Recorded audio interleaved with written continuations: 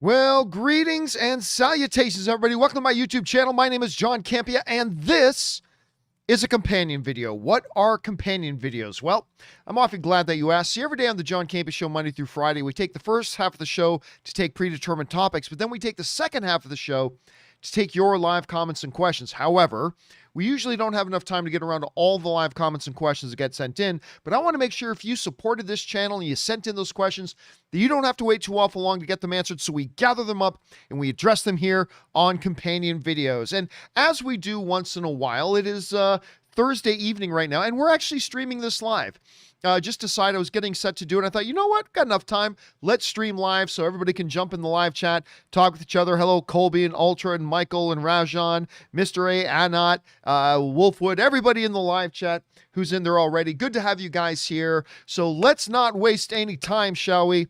And let's get right to it. We're going to start things off here by getting caught up with one from Oli, who writes, "Hey, John and crew.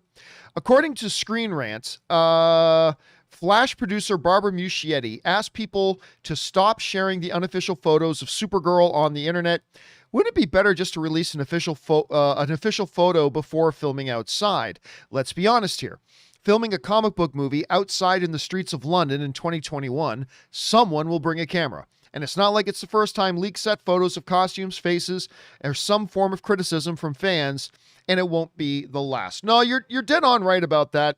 You're dead on right. But of course, recently, a whole bunch of images from the upcoming Flash movie of Supergirl, of Ezra Miller, of him choking another. Oh no, sorry, that's an older picture.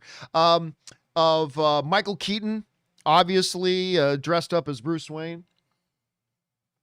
That these have all been coming out. Now look, yes, on the one hand, if you're a filmmaker, you do have to understand that if you're shooting a film outside in the streets in a day and age when every single person walks around with a global audio-visual communications device with 4 or 5 cameras built in and an instant connection to the internet that they can upload it around the world like that, you got to understand that some people, you're probably going to get some leaked pictures. Now, that being said, I also understand where she's coming from. Like, you try to secure these sets as much as possible. You don't want these images getting out of context, right? You don't want them coming out of context because they always look better in context once you see in the movie and all that kind of stuff. I get it. They have also been trying to get ahead of it a little bit. Like, once you know, Disney has gotten very good at this. Once you know it's been compromised, Disney's gotten very good at then putting out something official to take any of the wind out of the sales of the leaked pictures, right? So they started to get some leaked stuff from Shazam coming out, and what do? Warner Brothers put out this official image of the whole Shazam family, right? And a few more, and guess what happened? A few more leaked pictures have come out since then, and they've got almost no attention because we've got the high quality, great official picture. So I get it. You don't want to have to reveal stuff to the public before you're ready or before you want them to have revealed. But at the same time, you know, you got to be ready that once it does get out, you should be ready to get ahead of it and put out some official stuff. So I don't know. It's going to be interesting to see where they go from there. Okay, next up, we've got Sako, who writes, "Hey, John. Since you're a fan of The Lonely Island and Weird Al, I highly recommend Bo Burnham's Inside. I've had a few people write in about that recently. Bo's songs are silly, funny, and actually very well written and produced and insanely catchy. The songs from Inside are still stuck in my head." Yeah, so a few people have been mentioning that one to me. And I went and watched a couple of, like, I went and watched kind of the trailer for it, and then I watched a couple of clips. I don't know. I mean, everybody's speaking very highly of it, but it does not look like it's for me. It looks a little bit too interpretive dance art to me. I mean, I don't know. Like, maybe it's great, maybe it's wonderful, but it just doesn't look appealing to me. So, I don't know. Maybe I'll get around to watching it at some point, but right now it just doesn't seem like it's something that appeals to me. But I don't know. Maybe one of these days I will. All right, thanks for that, Sako. Next up, we've got Do It for Cash, writes, "Hey John, wanted to recommend 4DX to everyone for any driving movie as the definitive way to see them. If you theme park rides, it's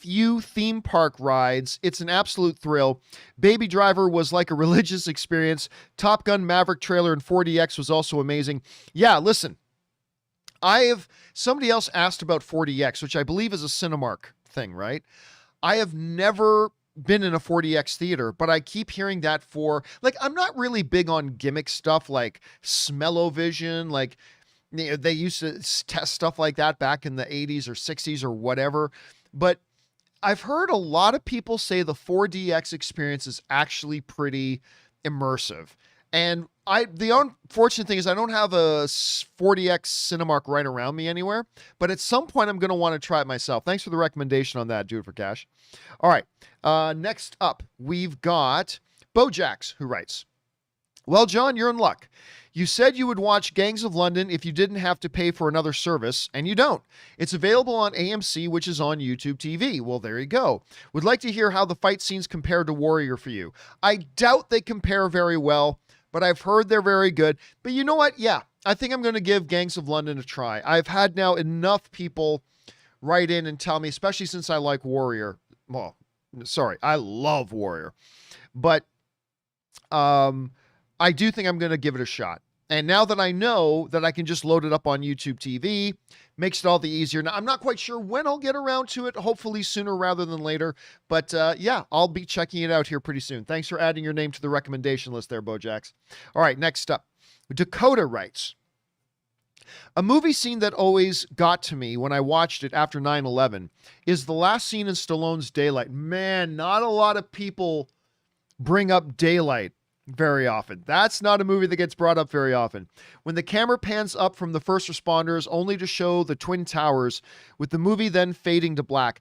Now, I don't remember the last scene. It has been at least, oh God, I want to say at least 15 years since I've seen Daylight. And for those of you who don't know, Daylight is actually not a bad little, exciting kind of thriller action thing, but basically what happens is a lot of it takes place in a tunnel that goes under the river. And so but a bunch of things get caught down there as the water starts to flood in. The name of the movie's Daylight. It has been a long time since I've seen that, man. But you might be the first person, Dakota, to bring up Daylight, maybe ever, on my show. I haven't thought about that movie in a long time. That's a good one to bring up. All right. Thanks for that, man. Next up, we've got Ryan G, who writes, "Hi, John. I watched The Last with Cisco Ramon." Yeah, I'm guessing you mean The Last Flash. "With Cisco Ramon, even though the episode came out 2 weeks ago, at the end of the Barry Allen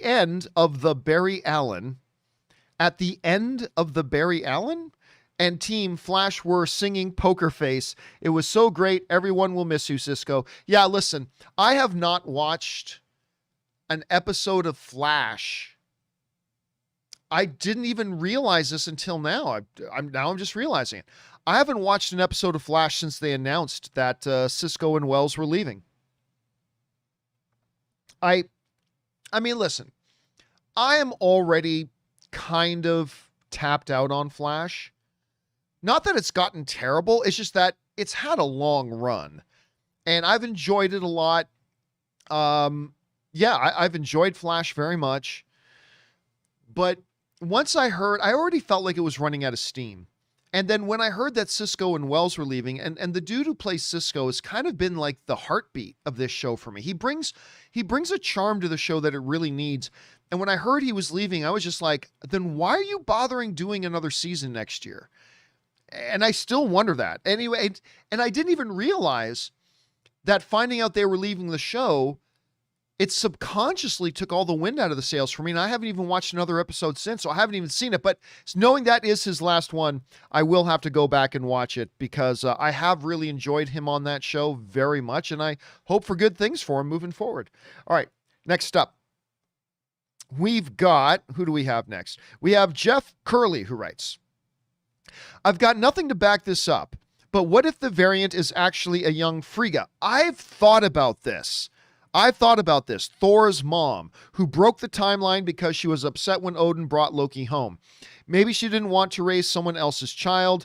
That could devastate Loki. Hey, listen, there's still a bunch of questions going on. Now, Loki itself has at times implied, and often heavily implied, that she is exactly whatever it looks like. She's a Loki variant. But there has been a few things that have been dropped here and there during the show that raise questions as to that. And whatever, I'm sure we'll find out in episode 4 exactly what she is. But I remember I had that thought cross my mind too, that what if she's not a Loki variant, but what if she is actually Frigga, or a Frigga variant, right? For those of you asking in the live chat, I see a couple people in the live chat ask Frigga. Yeah, that is Loki's mother, played by, why am I forgetting the name? Iconic actress. I just froze on her name. The guys in the live chat, who played Frigga? Who played the mom in Thor? Because I'm freezing on her name. Russo. It was Renee Russo. Sorry, Renee Russo was it? I'm just going to wait to see if any of you guys actually put it in the live chat. There we go. Richard was the first one to put in the live chat. Renee Russo, Kazian, Maxi S, John Silva. Well, remember, there's like a 30-second delay between what I say and when you guys hear it. But anyway, Renee Russo plays it, and she's wonderful in it. And that's an interesting theory. I doubt that's what it is. I highly doubt it. But I do love the theory. I think that would be pretty cool if they went in that direction. All right, next up. Luke1234 writes, John, I'm on the horns of a dilemma.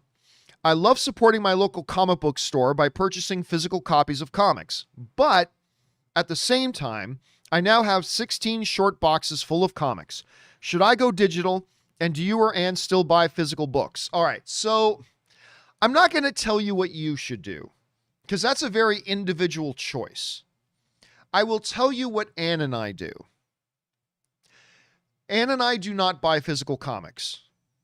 Any comics we get, I get on the apps. I read on the apps. And, you know, I've got my iPad over there, which is beautiful for reading comics and stuff like that. But we always go into comic stores. But we're usually looking for things other than comics, you know, whether it's collectibles or things like that. But the one thing we do buy still is the collections, right? So, for example, we were just in a comic book store in Riverside yesterday, and I was eyeballing, I don't know why I didn't buy it. I probably will go back and buy it. I was eyeballing this collection of Batman No Man's Land, like the whole story put into one trade back, like one collectible, right? Those I will still buy. I still buy 2 or 3 of those a year. And I go into comic book stores a lot, and I buy a lot of stuff at comic book stores, but very, very rarely like individual comics. So I like, because the other thing is this, look,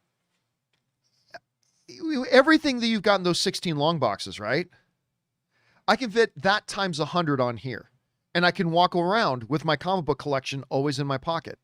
I mean, it's just, I don't know. That's not what people want to hear. I know. Support the local comic shops. I know. But I'm just being straightforward with you. That's how I like to consume the content.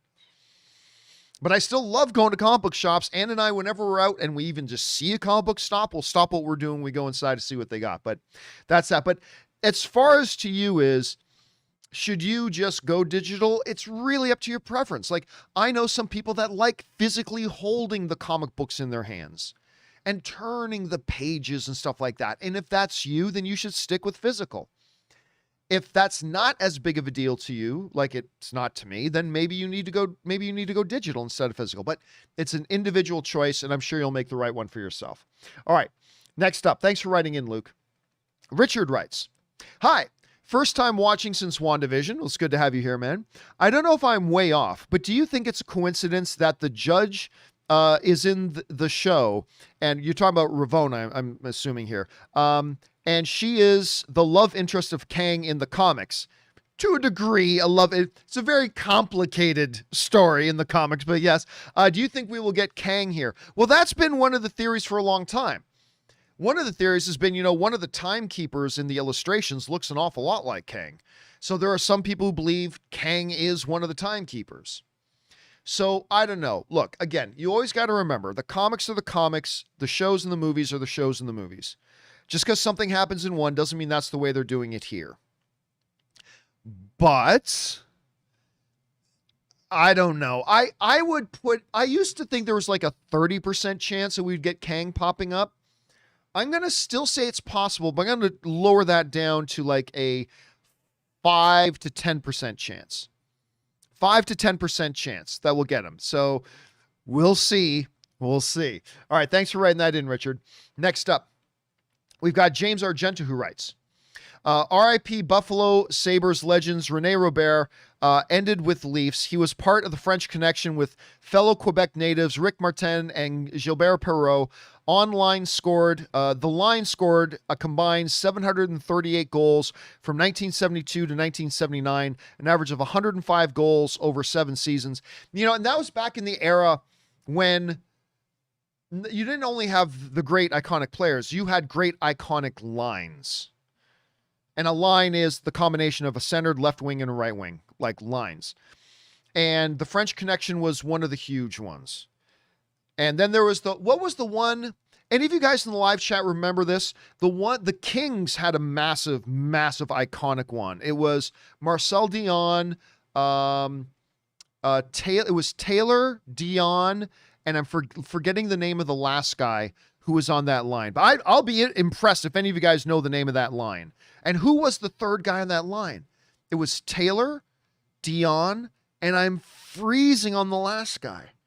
And I'll keep half an eye down in the live chat to see if you guys can remember who the last guy was or what the name of that line was. But yeah, that's really not the era anymore. They don't have the Simmer. Thank you, CF Chaff, Dave Taylor, Charlie Simmer, and Marcel Dion. So anyway, you really don't get that often. Oh, and Jan did also remind the Legion of Doom line.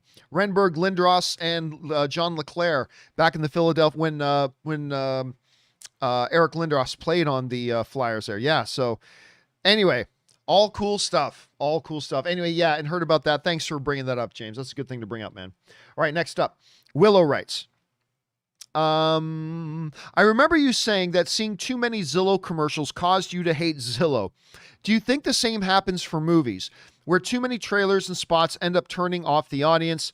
What's the optimal number of trailers in your opinion? But Willow, those are two different things. Because when I said that about Zillow, it wasn't because I was seeing too many Zillow commercials. It was because I was watching the CW app and they literally played the same Zillow commercial 3 times in a row. Not on 3 commercial breaks in a row. Like, they played the Zillow commercial and the Zillow commercial ended. And as soon as the Zillow commercial ended, the same commercial started to play again. And then it did it again. And then it did that like 3 or 4 times throughout the rest of the hour-long show. That is what made me start to hate Zillow for a moment, right? Look, can you get too many trailers? I think the answer to that obviously is yes. You can have too many.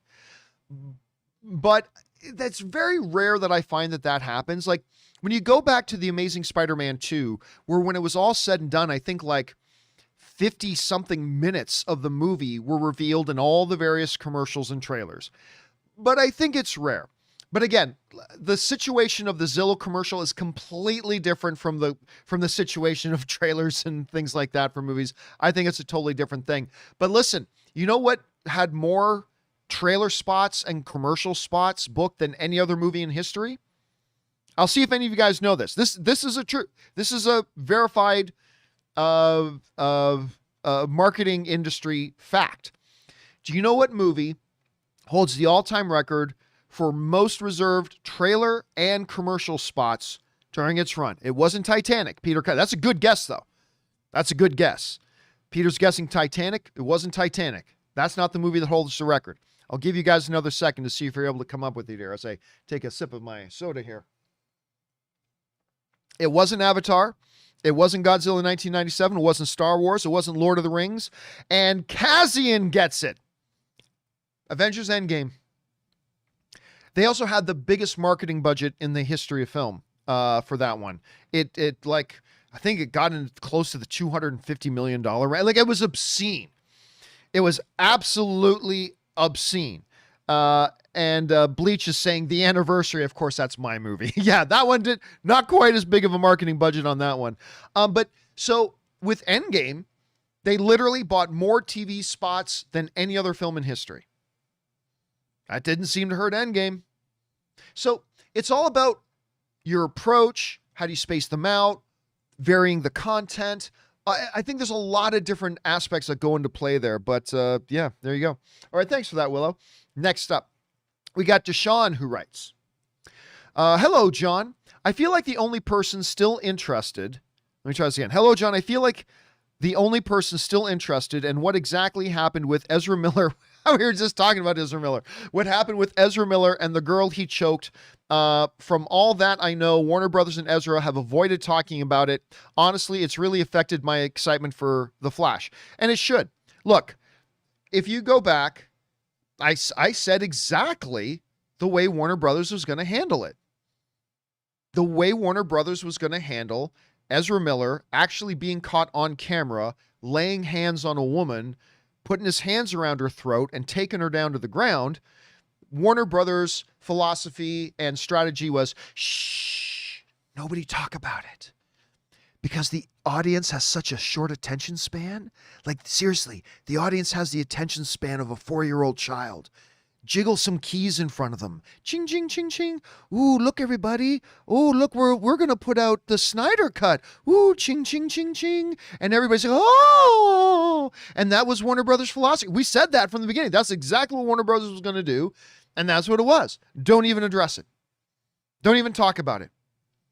Don't put out a statement that says, hey, you know, we believe that Ezra is a growing person, and obviously we're horrified by what we saw. But no, they just decided, shh, ching, ching, ching. Look, audience. Ooh, look what's shiny over here. Ching, ching, ching, ching, ching, ching. And they know the audience are stupid, and the audience will forget all about what's going on over here and will look over here. Because movie audiences have the, I'll include myself in this, we have the attention span of 4-year-old children. Now, what's funny is, or not so funny, if that had been Johnny Depp, nobody would have let them forget. And Warner Brothers wouldn't have adopted a strategy. But because they were already in a place that they were ready to move on from Johnny Depp from the Pirates of the Caribbean. But with Ezra Miller, he's a big part of our Fantastic Beasts movies. Like a much bigger part than Johnny Depp was. And he's a big, big part in our DC universe. Can't have anything bad being talked about there. Oh, but if it was Johnny Depp, they would have buried him. And rightfully so. And so should have Ezra. At least they should have addressed it. But they didn't. They adopted a shh, ching, ching. Oh, look over here, everybody. Look. Here's a new Godzilla versus Kong or whatever other thing they have coming out, right? To distract us. And it worked. Is anybody going to pretend like it didn't work? It worked. Because you're right. Nobody talks about it anymore. I mean, I talked about it a lot, but nobody cares, so I'm stop talking about it.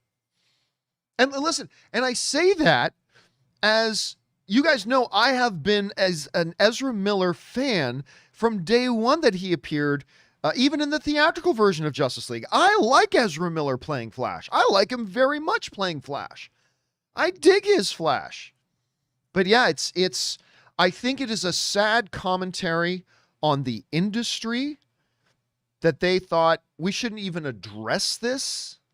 Like, even if they said, we are sticking by Ezra because we believe Ezra feels terrible about this and we're going to help him through this and we're going to work through this with him, but it is terrible what happened. Blah, blah, blah. They didn't even do that.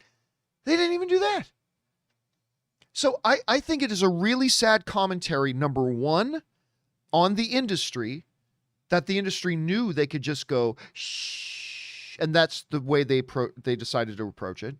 But it's also a very sad commentary on you and me.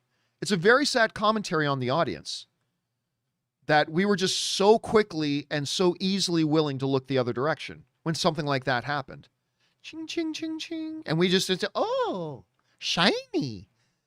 So I think it's a situation that makes everybody look bad. And the fact of the matter is, though, the time for doing anything about it has passed. I feel dirty saying that, but it's true. The time for doing anything about it has passed. But yeah, everybody swept it under the rug. Ezra swept it under. WB swept it under the rug. And you and I are just as guilty because we let them sweep it under the rug. We all let them do it. We're just as culpable as anybody else. Culpable? Did I just say culpable? Man, I'm making up words left, right, and culpable. We are just as responsible for it as Warner Brothers is or anybody else is. But again, the way I figured it's, well, it's done. It's whatever. So we move on. We move on and we move past it. But yeah, it's a sad commentary on the industry and I think on us as fans as well. All right. And I don't blame you, Deshaun, saying it's taken away a lot of your excitement for the movie. I don't blame you. So yeah, there's that. Okay. Next up, Joey writes, hey, John, I was curious, what is the difference between pickups and reshoots? Semantics, I think. Also, did you know Loki ends July 14th and then a few days later, Ted Lasso Season 2 starts on July 23rd? P.S. Thanks for turning me on to Ted Lasso. My family has fallen in love with it. Dude, listen, I cannot believe if any of you guys have not started watching Ted Lasso. The first episode is odd. And I admit that. Like, I watched the first episode. Ann and I sat down and watched the first episode, and I said, let's watch something else. And she goes, you don't want to watch episode 2? I'm like, the first episode was okay, but I don't know. She goes, let's just give it another episode or two. And I'm so glad we did. Because once you start to get to know this character, particularly in episode 1, you get to know them, then it just starts paying off immediately. And I devoured this show. I mean, Ted Lasso is so heartwarming and charming and funny, and man, it's just so good. And I'm very excited, dude. I am very, very excited for this show coming back. I really, really am. All right. Thanks for that, Joey. Next up, Dylan's Dialogue writes, hi, John. Thank you for doing what you do. It is my pleasure to do what I do. Thank you for letting me do it. I've been following your adventures on YouTube since 2010, and I just wanted to let you guys know that I'm getting married this Saturday. Congratulations, man. June 26th. Thank you for inspiring me and giving me the motivation to pursue my dreams and to remain true to myself. My fiance knows me as a film buff, but what was our first movie that we watched together? It was the 2013 Evil Dead reboot, which she hated. Do you remember the very first movie you watched with Ann? Oh, absolutely I do. Absolutely I do. Now, the first movie I was supposed to watch with Ann, I believe was Iron Man 2. I think Iron Man 2 was supposed to be the first movie I was going to watch with her because I was going to an early press screening of it, and I was going to bring her as my plus one. It was like our first date. And I thought it'd be cool to bring her, ooh, she'd be so impressed. Ooh, look at this guy who gets to go to these Hollywood events. Ooh, look, I didn't realize how lame I sounded at the time, okay? At the time, I thought it was cool, all right? Cut me some slack. I know better now. Anyway, but at the time, I thought, ooh, I'm going to look so cool to this girl. I'm bringing her to this industry event. It was this press screening. But I got the time of the screening wrong. And so by the time I realized that we were going to be too late to get in. So I proposed to Ann. I said, well, the studio just sent me a DVD copy of this little horror movie that I've been meaning to watch again called 30 Days of Night. Remember 30 Days of Night? Love that movie. Little vampire movie there for you. And she said, yeah, sure, let's go do that. And so we went back to my place and we watched 30 Days of Night, and we both loved it. And I literally got to have a conversation with the director of the film later and say, dude, I think I'm married because of you. I think I'm married because you directed 30 Days Later. I don't know if we would have developed our relationship if we didn't both like that movie we watched on the first date. And so anyway, that's pretty fun. So that's the one. That's the one, 30 Days of Night. Anyway, I hope you guys have a fabulous day on Saturday, Dylan. All the best to you and your fiance. I hope you have a magical, memorable day, my friend. All right, next up, we go to Wes Maurer, who writes, "Hey, John, just rewatching X-Men 2, one of the great comic book movies ever made. And just wanted to say the one thing that remained consistent throughout the entire series of movies is that amazing opening score. I love the opening music. What do you think of it? I love it. I love it too. And, you know, when a score is really good, like it almost develops a Pavlovian response. You hear it and instantly your mind is filled with images of that movie series. Like now when that score, bum, bum, bum, bum, bum, bum, bum, bum, bum, bum, like when you start hearing that, right? Tell me your head doesn't fill with images of Iron Man and Captain America and Thor and action and adventure. Of course it does. But for a long time, that X-Men music did that for me. It really did. And man, X-Men 2, honestly, still one of the great comic book movies ever made. Anyway, thanks for that, Wes Maurer. Next up, Man of Steel Rocks writes, 1 of 3. Hey, John, a quick message about mental health and seeking help. I was in a very dark place several years ago, and a counselor once told me this, and it made so much sense I wanted to share. Every great fighter, after having a great fight, has to take time to heal. Take the UFC, for example. They train for weeks, have an amazing fight, and people move on. But what they don't see is the weeks the fighters sometimes have to spend in the hospital afterwards, getting help from medics, taking care of their wounds. No one sees that. We're no different. Life has its battles, but remember to always get help for your wounds when you need it. And those are good words, Man of Steel. Listen, somebody wrote in recently during one of the live streams and mentioned that they had struggled with suicidal thoughts and thoughts of taking their own life, but they're in a better place now. And I said, okay, that's awesome that you're in a better place, but I highly encourage going and getting help. But that's the thing. It's not just people who consider taking their lives. I think therapy is actually a fantastic thing. And I love your example of, UFC fighters need to mend their wounds, right?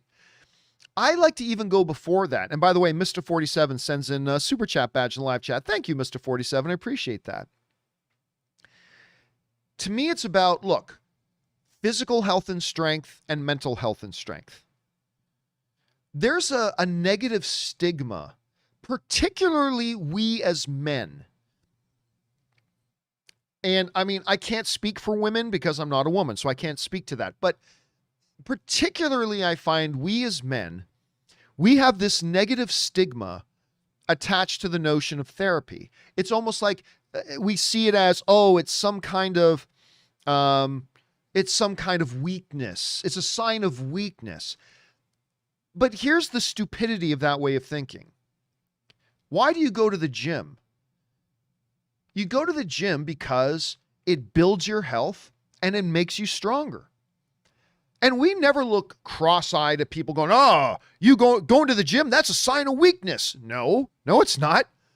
Going to the gym is a sign of saying, hey, listen, I like being healthy. I want to stay healthy. I'd like to get even healthier. I'd like to become stronger. I'd like to, right? We need to take that same approach when it comes to our mental health.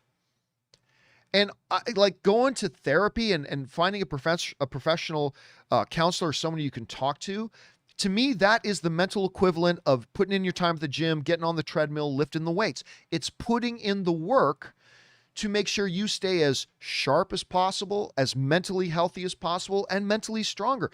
And I think it's incumbent upon us as men, particularly, to destigmatize that. I had a friend of mine about 6 months ago, tell me they had been going to therapy, but they've been going to therapy for 4 months. I'm like, why am I just hearing about this? You don't like to talk about it, that you're going to therapy. It's like, but that's an example. Why? Why would we feel at all the slightest embarrassed about that? Hey, dude, I'm the type of guy that wants to put in the work to stay mentally healthy and get mentally stronger. Why should we look at that as being a weakness? So, yeah, listen, I want to say this to anybody out there. It doesn't have to be something as extreme as suicidal thoughts or something. If you're struggling with depression, if you're struggling with stress or how to deal with your stress, if you're struggling with any kind of stuff like that, And we shouldn't have to wait till we're struggling to want to get healthier, but particularly if you are, don't let some stupid stigma about getting help hinder you. Go get help, man. You will enjoy life more. Like, whenever you get physically healthier, it improves almost every area of your life. And I think once we get mentally healthier, it improves every area of our life as well. So anyway, that's just my little rant on that. But anyway, Man of Steel, wise words, my friends, wise words. Thank you for sharing those words, man. And yeah, just never let the weak tell you that getting stronger is a sign of weakness. Never let the weak convince you that getting stronger is somehow a sign of weakness. Never do that. All right, next up. The Filthinator writes, hello, John and friends. Hold on to your filthy, as I admit I've yet to watch the following shows: Battlestar Galactica, Sons of Anarchy, Lucifer, Kim's Convenience. I'm intrigued after hearing you talk about them for so long. Where do I start? Well, listen, don't feel bad.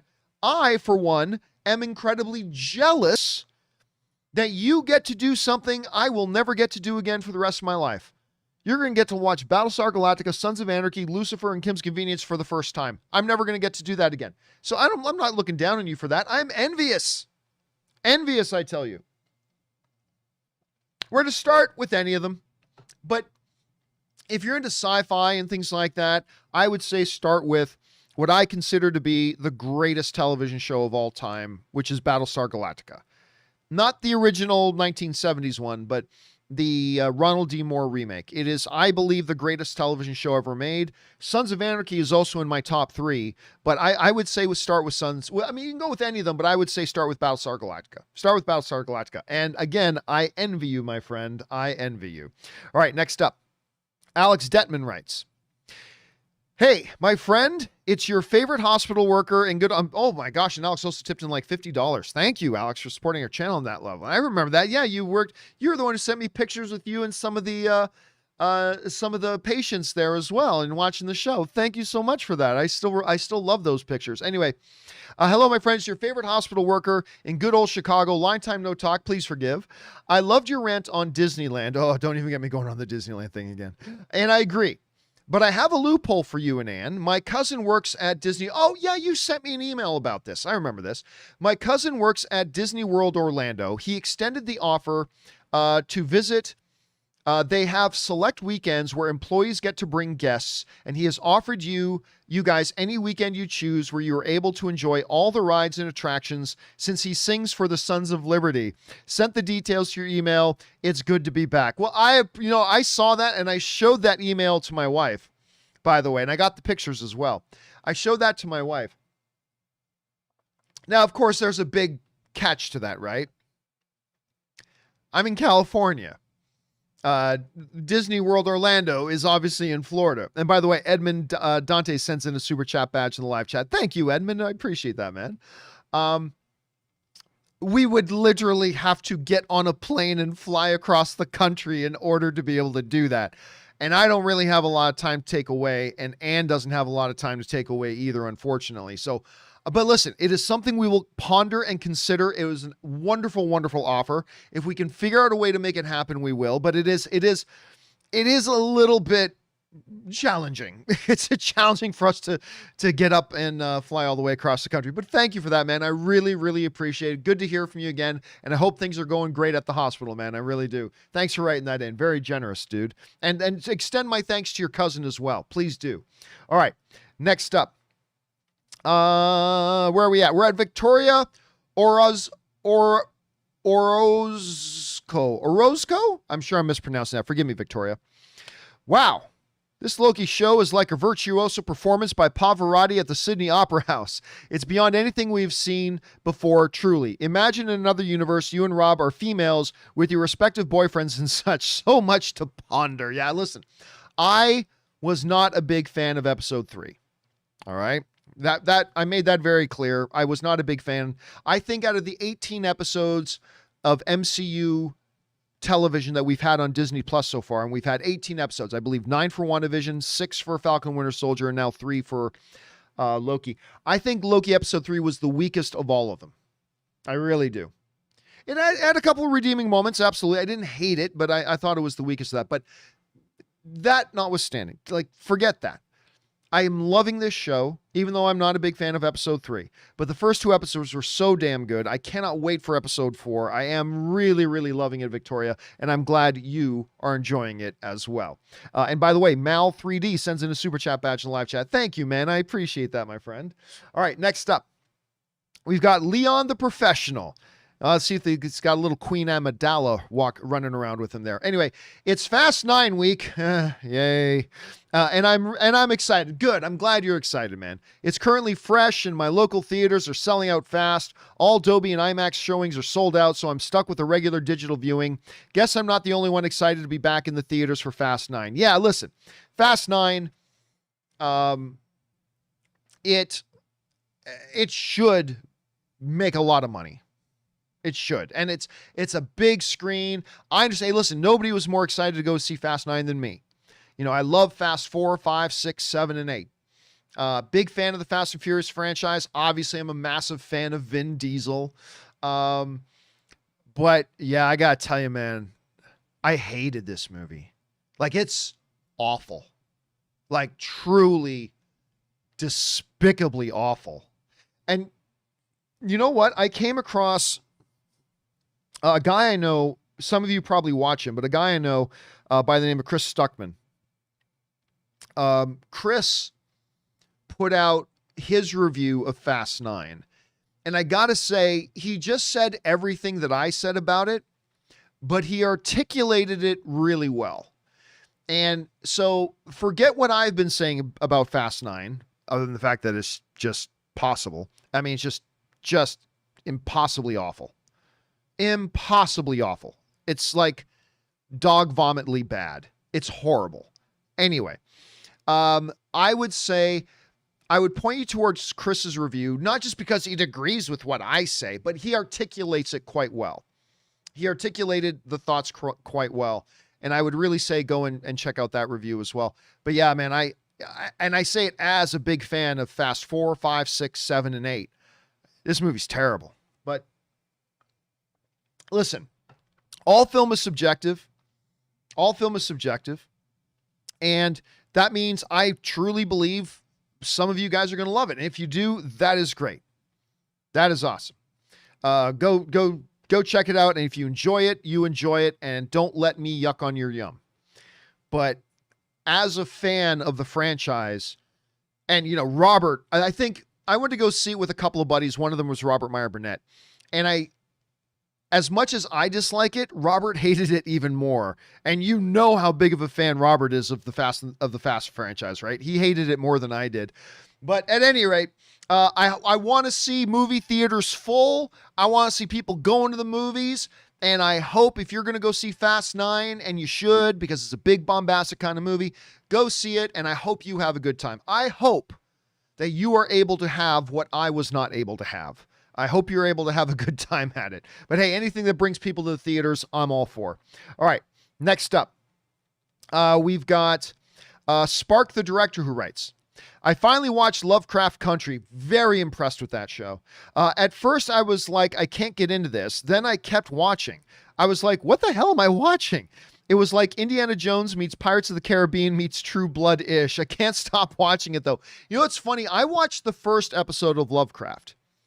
And I thought it was quite good. Like, I really liked the first episode of Lovecraft. And then I watched the second episode, and I did not like the second episode. And I decided, other things I should be watching. So I decided I wasn't going to watch Lovecraft anymore. Then the following week came along, and like Ann, our buddy Ryan, was over, and they're like, let's watch Lovecraft. And I'm like, really? After last week's episode, you want to keep watching it? They're like, yeah, let's give it a couple more episodes.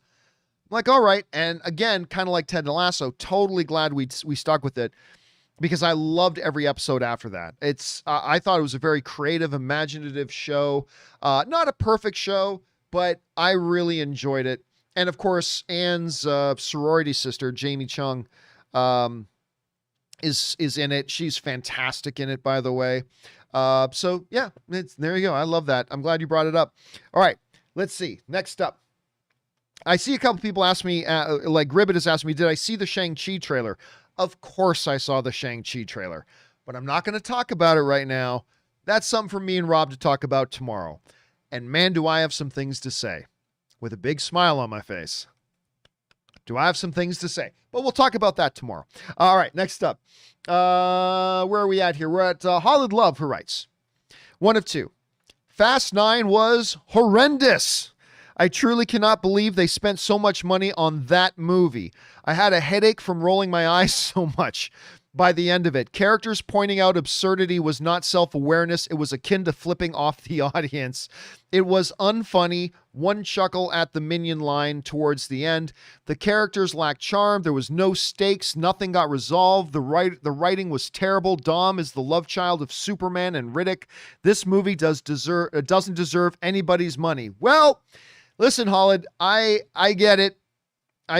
Believe me, I get it. And I agree with everything you said. I agree with everything you said. There are zero stakes in this movie. There is literally a scene in this movie where, now look, as much as I love the Fast and Furious franchise, and I'm a massive fan of Vin Diesel, always will be for the rest of my life. But one justified criticism of the Fast franchise has been that Dominic Toretto went from like the first movie as, you know, he's a grease monkey. He likes fixing cars. And they rob some stuff. And then all of a sudden, he's like the world's most lethal super spy.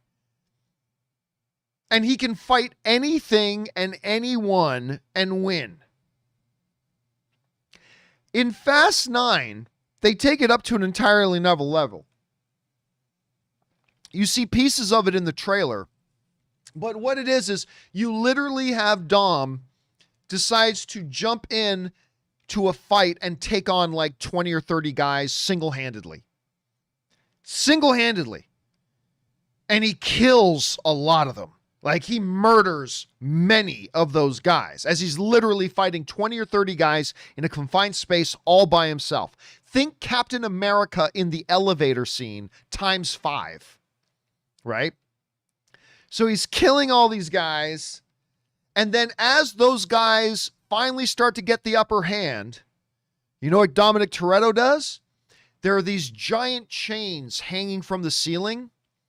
So Dominic Toretto does what only Dominic Toretto can do. As all the other guys are starting to pile up on him, he grabs these giant chains and he, with his own mighty Dominic arms, pulls the roof down so the roof comes crashing down on everybody and everything around it.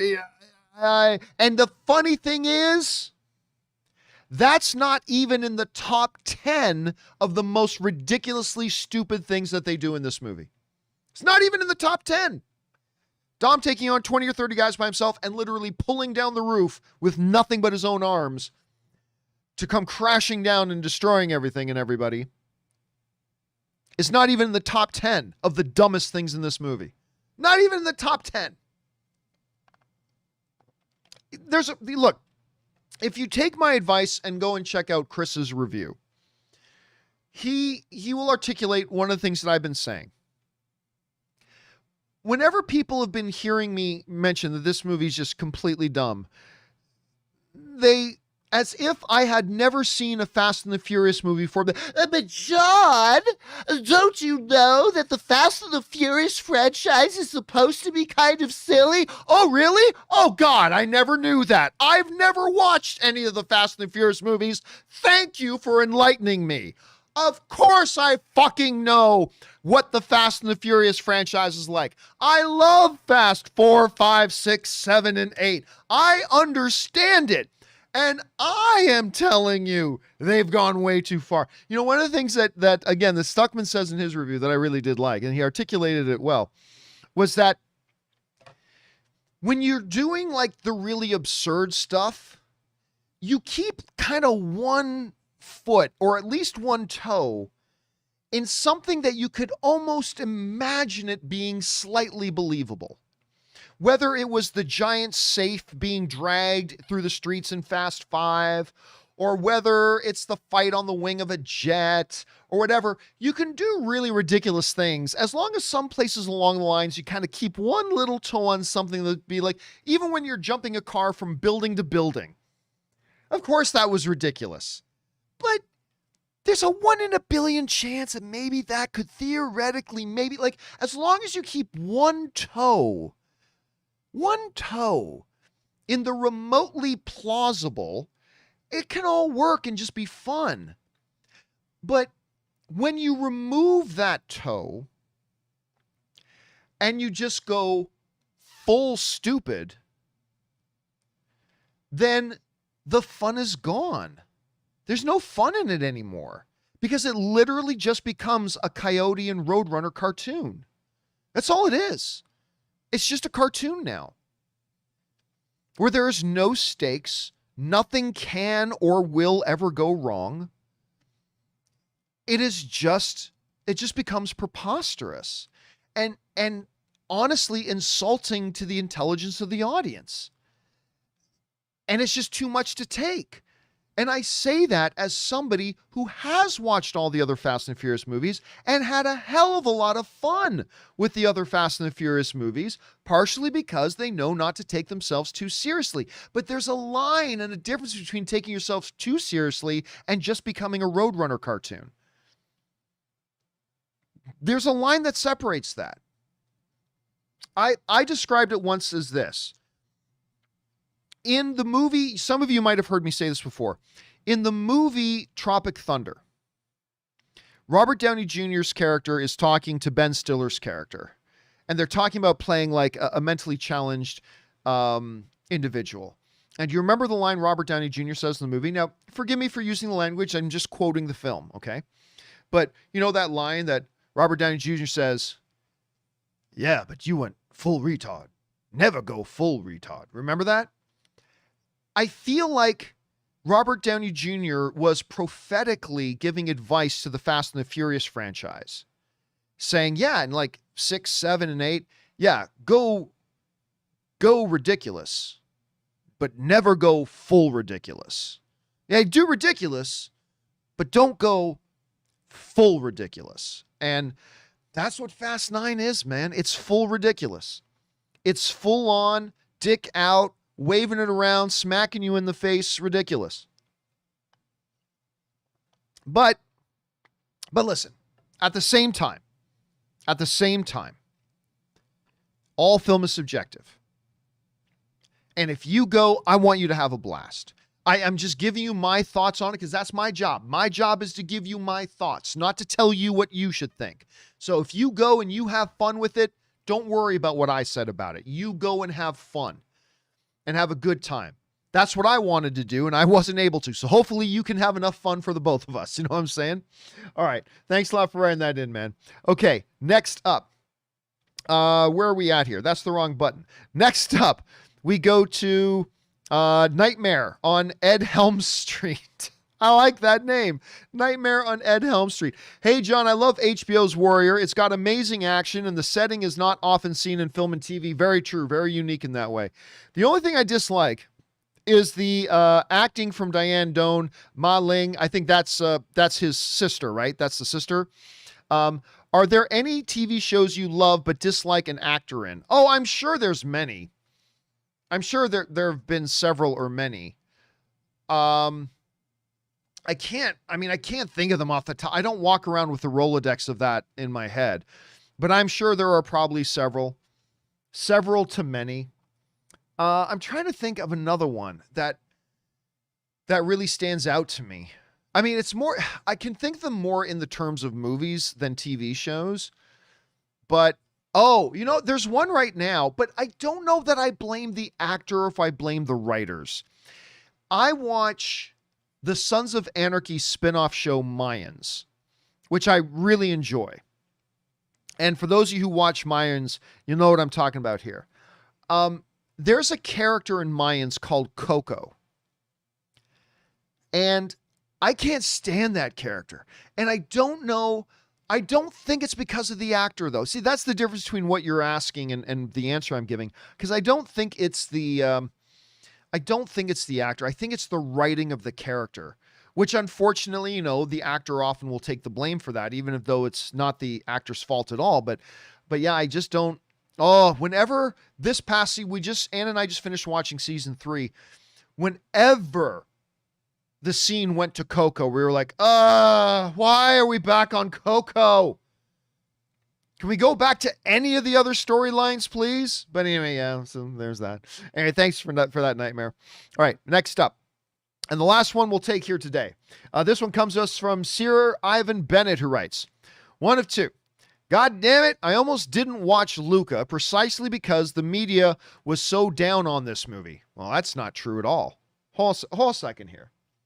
Let me just check something out here.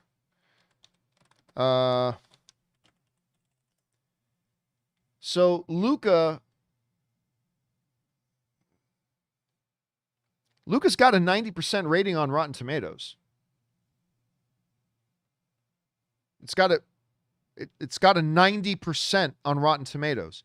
It's got a higher Rotten Tomatoes score than it does an audience score.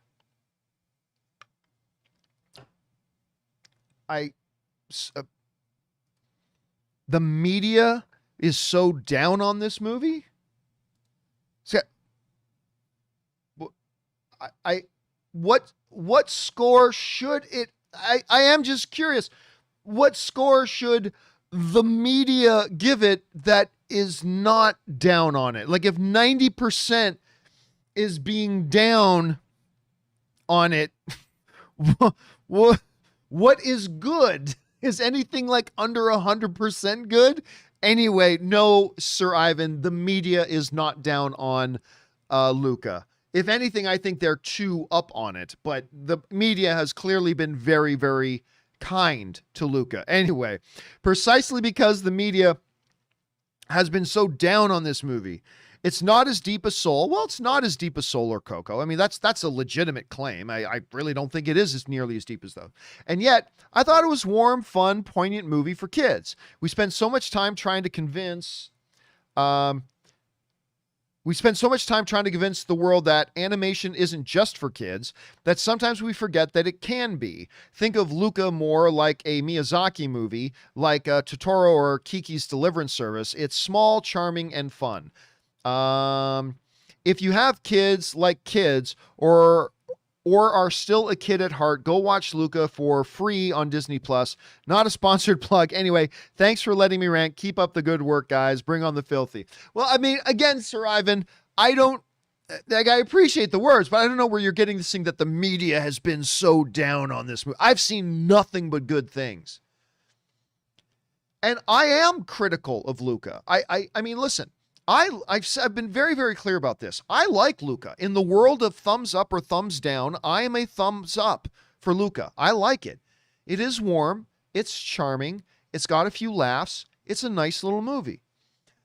What I have said, though, is that it does not live up to the normal Pixar standard of excellence. And I'll defend that. I totally believe that. It's still a good movie. It's a good movie. I recommend people watch it. I like it. But, is it a Coco? No. Is it an Incredibles? No. Is it Up? No. Is it WALL-E? No. Is it like one of the better examples of Pixar film? No. Like, for example, look, if you guys don't want to be spoiled for Luca, not that there's anything really to spoil anyway. The trailers give the whole premise, basically, but you might want to put your fingers in your ears for a few seconds here. But like most Pixar films, like if there was consequences to an action, they address it, right?